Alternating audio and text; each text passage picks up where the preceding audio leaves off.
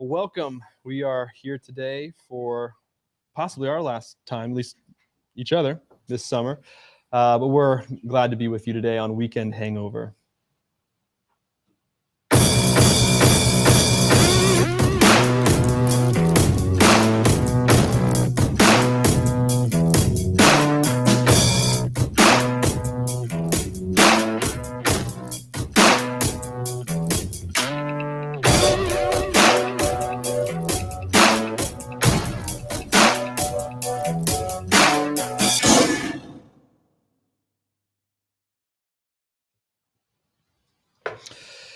So are you hungover today? It's your last one for the summer until July, August-ish. Does that mean you have a hangover? Or are you just excited to get done and so you have that little bit of energy of a break coming up? Yeah, it just I told you earlier, I've been underwater for so long that it's good to come up from the water. I've had a good tank, good oxygen, but it's good to come up from under the water. But that's everybody in ministry. You gotta get out from under the water that you live under 24/7. It feels like sometimes. So so I'm ready to just kind of breathe on the beach a while and recreate, resurrect, reinvent, and all those things you go through when you detach from your normal context, your normal responsibilities. So I'm excited about that. As usual, people's questions would be, given that response, what's on your reading list for the... Yeah, so the first week in particular is all I have planned this year. Watch Jaws over and over again. Well, watch Jaws on 4th of July on the beach. That's read Jaws. That's the new. I'll read Jaws again just because I love reading it on the beach. It's just I've nearly got that book memorized. The movie is better than the book. It's one of those rare exceptions. The movie is better than the book, but it kind of gives me like a different version of Jaws that I get to read. So I just love that. I just love the whole boats and beach and adventure and Ahab and Moby Dick type feel. Which do you have more thoroughly memorized? Romans 5-8 or Jaws? Romans 5-8. It's a little shorter, but I've read it more to be, I know that may shock some people that I've read Romans 5-8 more, but I've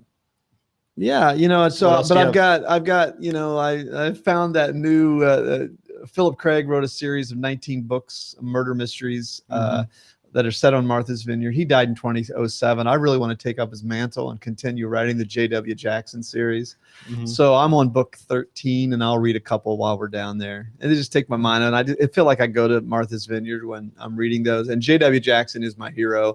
He just fishes and solves crimes and drives his rusty Land Cruiser, and he sells the fish. He gives it away. He's living in his dad's old house, like basically a barn, and he has a hot wife that he married in like book 6. She's a nurse. Her name's Z, and just like it is totally the life I would live if I found out Jesus wasn't real. Okay, if there was evidence that Jesus is not real. Like they actually found bones that they can prove. That's the only thing that can deny our faith is they find bones that they can prove this is Jesus of Nazareth. Okay. Other than and then I'm living J.W. Jackson's life. So I'll read a couple of those. I got a new book about grizzly bears that I'm going to read. I love reading about lions and grizzlies and lions and tigers and bears. Yeah. And sharks. I don't have any new shark books though. There's no new shark books that are out, new research. But so yeah, I'll detach for a week and then I'll start going into a little bit more, getting some books that I want to do the podcast on, or do the webinar, the leadership webinar on, or even do it a series on. I'll start reading those the next few weeks while I'm sitting there. So yeah, it's good it's been such an intense year and a half. I mean, I other than restaurants and bars, churches have been hit more than any other industry. And that's certainly true of us. And we face a very challenging year ahead of us. And I got to be ready. Got to be ready to lead the charge. I'm hoping I can be here 10 more years is what I'm hoping for. But next January is the 30-year point of, I said, Lord, I feel you calling me to 30 years. I'm going to give it 30 years. And so I'm kind of looking forward to this year's different, because I'm going into January where it's a finish line. Yeah. It's whether do I want to run an ultra marathon, but I finished my marathon. And do I feel like you're calling me to an ultra? And I don't know, you've run an ultra. It's just, to me, what I feel like is going to happen is I feel like almost free to serve. Just free to, like, hey, I finished this race. Now I just want to keep on running because I'm feeling pretty good. I'm not age-wise, I'm not 59. It is surreal, and maybe this is what you'll feel. It is surreal to see the marathon mark and to wave it goodbye and keep running. Yeah, I'll bet. Because you go, my gosh, I'm not dead. Yeah, I'll bet. I didn't think I would. That's got to be a good feeling. So given that I'm not dead, I'm going to keep going. Yeah. And that's why, I feel really good. I really feel good physically, and I'm more emotionally mature, and spiritually, I just, I just tell everybody, keep on growing, because it's worth it to keep plunging the depths of the gospel, and going to depths you'd never gone before. Even what we're going to look at today, I'm still plunging the depths of Romans 6 and Romans 12. And so, yeah, I love Jesus. I love his church more than ever. And, well, what this year showed us with everything that happened, no matter what one felt of the COVID and everything, it made you question mortality, and it made one consider death and how close death is. I was at the pool last night, and a girl nearly drowned, a little 3-year-old. Oh my gosh! And it was a wild story. Oh my gosh! Wow. But unattended, or? Yeah, I thought she was playing, maybe, but until I saw the grandmother going with her shoes and pants on, going into the water. I thought, oh my gosh. But sitting there thinking last night, like, just death is just so close. There's not even a proximity in that it's detached. It's attached. It is within everything. It's just whether it's going to rear its head in a particular being or scenario. And that's certainly been the last year. And well, I told you this. I meant to tell the church this yesterday, but what helped me through COVID was Barbara Ehrenreich's book, Natural Causes. I read that a few years ago, not knowing that COVID was coming, but where she lays out how fragile we really are. Like, if one little letter of one chromosome goes wrong, you have terminal cancer. It's just amazing. So that framed my view of COVID. Even people are freaking out. And I'm going like, well, do you realize how dangerous life always is with no COVID? There is, as David said, King David said, between me and death is but a step. That is literally true. That is literally true. And I didn't get to talk about that yesterday, but it really framed, and she doesn't talk about being careless because death's at our door all the time. She said, she eats well, she exercises, but that's because she wants to live. But the idea that you're going to control, that's to benefit the life you have, not the death that you're inevitable to experience. That's a great way to put it. And that's exactly it. And I mean, one time Sandy Heck told me, he's a Centerville police officer. He said, hey, if people knew what went on every day in warm and cheerful Centerville, they'd never leave their house. If people really understood the inevitability of death and the accessibility of death right now to us, not us to it, but to us, they would be free to live. It's like, well, you can't control this. Let's just live in love. And I think that's cool about the gospel is he set us free from that fear. And as I mentioned yesterday from Hebrews 2:14 and 15, he came to set those free who all their lives were held in slavery by their fear of death. It's just, and then you can now, and I, I can live. Now, again, I mentioned yesterday when I've had an anaphylactic attack and my tongue and throat started swelling up, I wasn't so brave about death and waking up in the middle of the night and I can't breathe.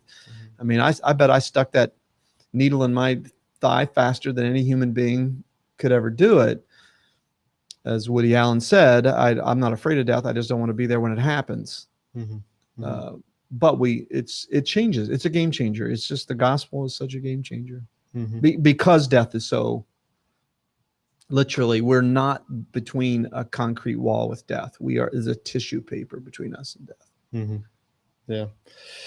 So what, I think some people would be interested to know, what is in a brief autobiographical way, what is, in our discovery questions, the first one was, did your family of origin avoid death, embrace the reality of death, or become obsessed with death?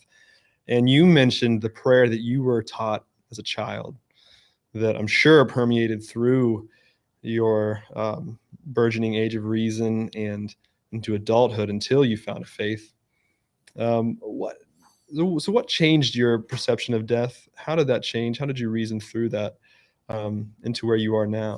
Well, growing up in eastern Licking County, which is right on the edges of Appalachia, there is a fascination with morbidity. I mean, when you grow up in Appalachia, there is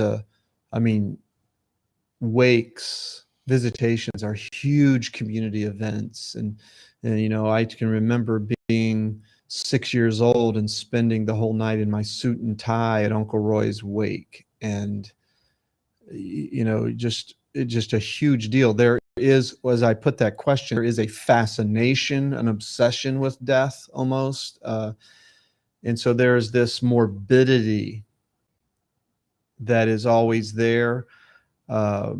Which I would rather err on that side than denial. I would. But then coupled with that was an understanding of the gospel that there's no security. There's no security. If you don't take communion Sunday and you have an accident, your salvation is in jeopardy. That's literally a belief. I can remember hearing my mom and dad say, I hope I go to heaven. I don't know if I've been good enough. And I remember when I started to understand the gospel in college, talks with my dad, do you know it's not about being good enough? Yeah, but if, that freelance gospel, if you just let people, I understand some people believe that, but you just let people believe that it's about God, not about us, they'll just live like they want. I said, well, do you know that's what Romans 6 says? That's why Paul was addressing that if you haven't preached the gospel, if you preach the gospel, then you're going to have the risk of people going, wow, this is awesome. But there was a morbidity, and then there was a work salvation. And for me in college is when I came to, wait a minute, this is a scandalous offer that gives hope in life, not in death. It gives hope in life concerning death. And I pretty quickly made that transition into don't fear. I had nearly died in a car accident in high school. So when, death was very real. And I think combined with the gospel, I've always had an urgency about life because I really thought I was going to die in that car. It's fascinating. Death is a simplicity. Life is a complexity. Death happens. And we can say it happens. We can define how it happens and when it happens on many different levels, but certainly physiologically. And our conclusion from such a simplicity that we can clearly define is that it's not in control. Something that is simple, clearly definable, out of our control.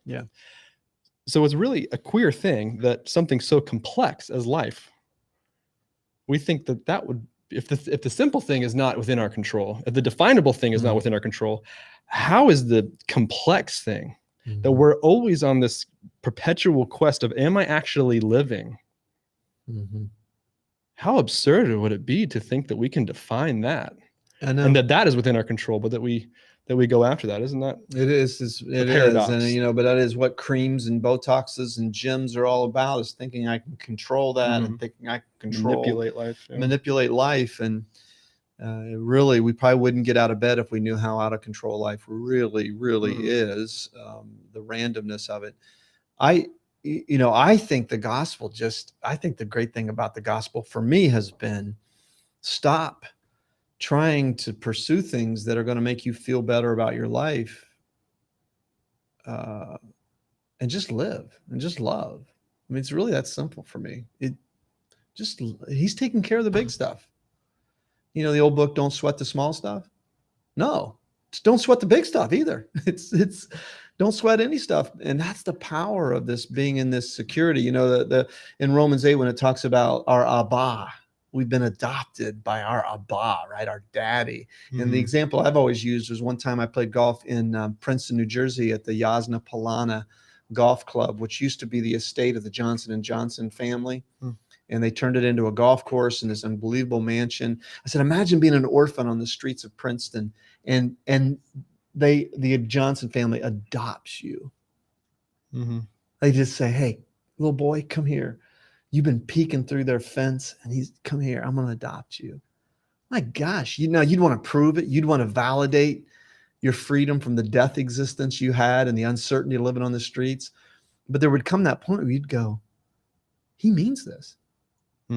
I'm free. I have everything I need and what matters. Now I'm free to enjoy the estate. And that's the picture of the gospel. And this, as applies to death, is I'm not living mouth to mouth on the street anymore. And I'm not living in the dangers of the street anymore. I'm taken care of. I have all the resources I need. And so faith becomes just living that out, letting that be the main emergent thing. So in an era of uncertainty, COVID, I still have this certainty that he's in charge. We're not going to be living in a van down by the river. And I don't need to fear death. It's going to happen. I hope it happens on a tennis court or a golf course, but it's going to happen. That's where I hope it happens, but it's going to happen. And I don't have to fear it. And so we'll see when I get there. I think death's a lot like a roller coaster that has that. Remember when we used to do the Jurassic Park ride at Orlando, where you go down the bottom and you don't see the bottom, but the T-Rex is coming at you, and that whole thing. And I think death's a lot like that. Like, I don't know what's at the bottom, but I do know that there's going to come a day when I'm coming over the top of that coaster, and here we go. We go. But it's not out of control. It's guided. And I think there is so much truth to Hebrews 2:15 that he came to free people from that enslavement. That I think we saw a country in the last year and a half that is in the enslavement of death. We think death's the worst thing that can ever happen to a human being. It's not. Yeah. Life without God is the worst thing that can happen to a human being. Yeah. To save lives is an interesting idea. I don't mean that lightly, but it sounds awful. It's an interesting burden to put on humanity. Where do we go with this? Where do you want to go with this today? Well, I think the thing that I love talking about resurrection, that's why when even this series, a kind of a hangover I have is after an emotional type content, where this yesterday was about resurrection and there's hope. And yet it was also emotional because we had the honoring of people whom our people have lost. And it was a stunning deal to hear the names listed and knowing that those are 1/5, 1/10 of the names that could have been turned in. And then on top of that, all the people coming up, taking the carnation and putting it in the chest. It was just a really cool moment. And for me, the idea of resurrection. Two things that I would take note of today. I would tell everybody who's listening, read Romans 6. He will give life to your mortal body. This is not about when you die. It's now. He regenerates us. The powerful mystery of faith in its ability to regenerate the human being, fully orbed, fully regenerated. But then the other thing we were getting to, and I want you to unpack this a little bit, is in Romans 12, when he gets to the end of his incredible Magna Carta of the gospel, this incredible document. I would argue the most impactful document ever written is Romans. That he then says, therefore, Therefore, in view of God's mercy, let us offer ourselves as living sacrifices, holy and acceptable to God. This is our spiritual form of worship. Be transformed by the renewing of your mind.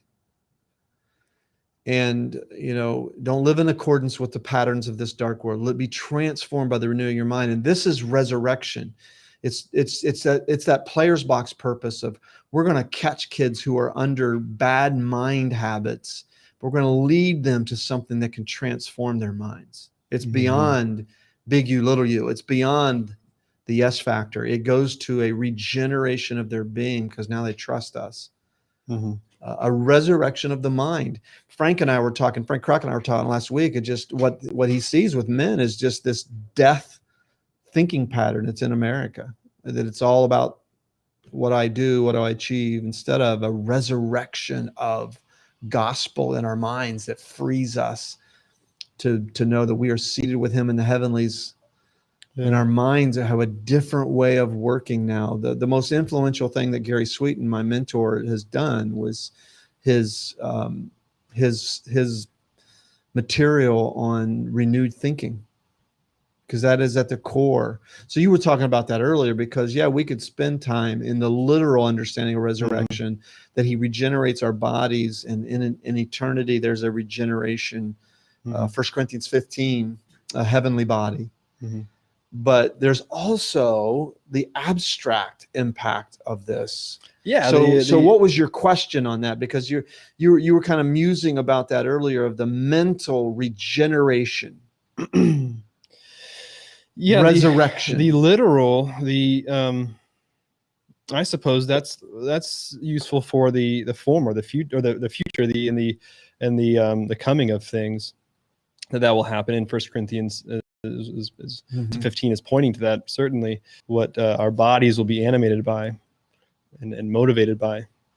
But there are, as I was saying to you, there are many ways, there are many narratives that can come from the Easter events: the death, suffering, the death, and the resurrection of Jesus.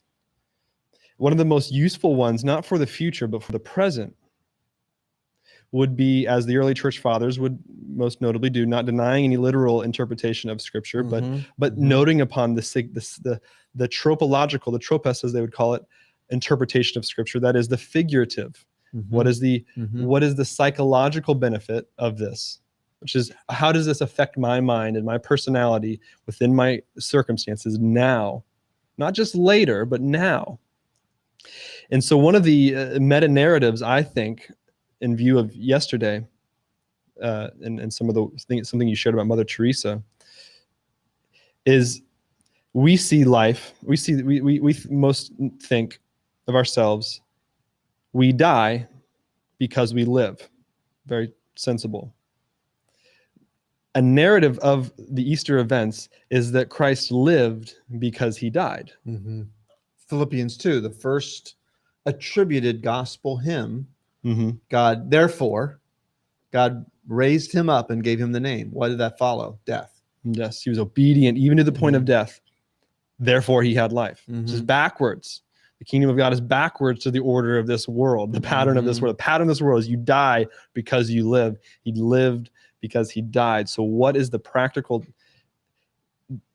immediate implication of this is, and many in say Frank's men's group could attest to this, recovery circles could attest to this. You have an obsession, a pattern of living in your life.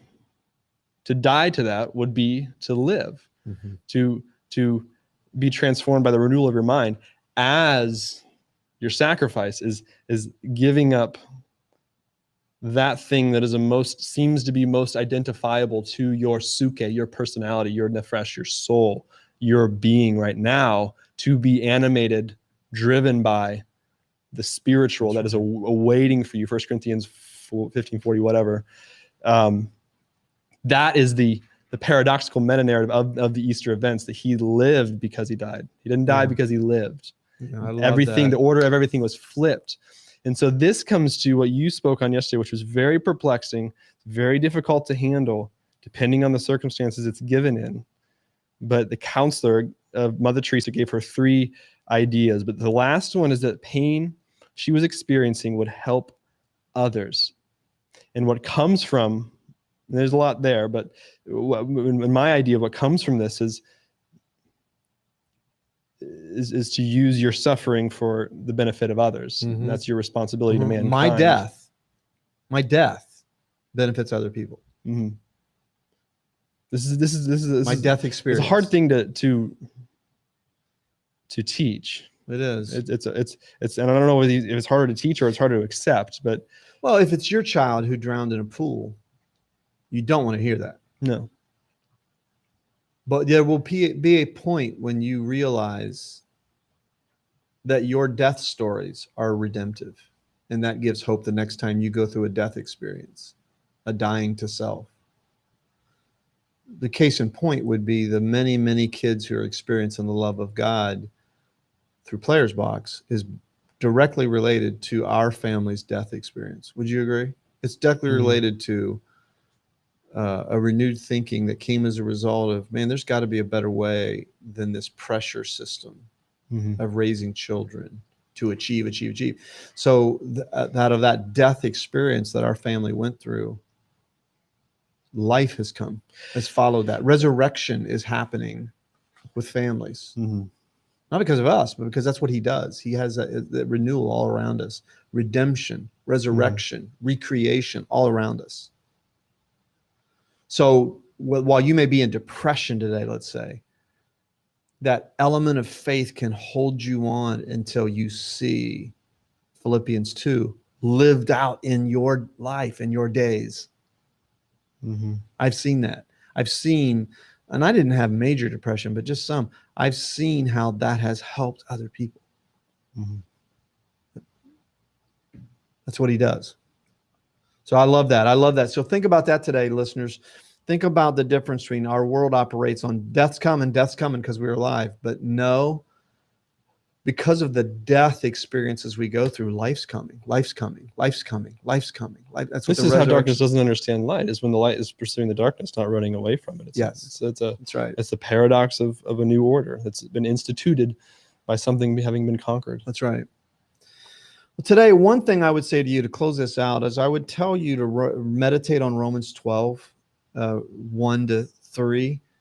And just what does that mean with the renewal of the mind, the resurrection of the mind? We have death thoughts, right? We do. We have death thinking patterns, and especially in this culture that are indigenous to our way of thinking. But the gospel brings about a new way to think. I'm secure, therefore I don't have to, in Jesus' words, run after all these things. I'm loved, therefore I don't have to prove that I need to be loved. I mean, the way that affects the mind is profound. And that's resurrection. Now we know neurologically that affects your body. Literally, Jesus is my brain surgeon because he's the one who gives me the means by which I can think differently. And therefore, my body's different. We're going to, Oz is going with me. Our vacation is next week. And then Levi and someone else will be with the week after that, or next Monday. And then Laura will finish out the series. I'm looking forward to these 2 topics that are coming up. What about happiness if there is no God and if there is a Christ? And what about beauty? What does beauty say if there isn't a God or there is a God? And that's going to close out this, I think it's this longest series we've ever done in the history of our church, Christism and atheism. Hopefully we've raised up some Christists, people who say my worldview is totally through the lens of Christ, not my own. And so then we're going to do a series next month on normal is just a setting on your dryer. What is normal? Everybody says everything's going back to normal. What is normal? Looking forward to that. And Hangover will take a break for the summer after this series is over. So join us the next 2 weeks. We look forward to seeing you again in July. And until then, have a great week.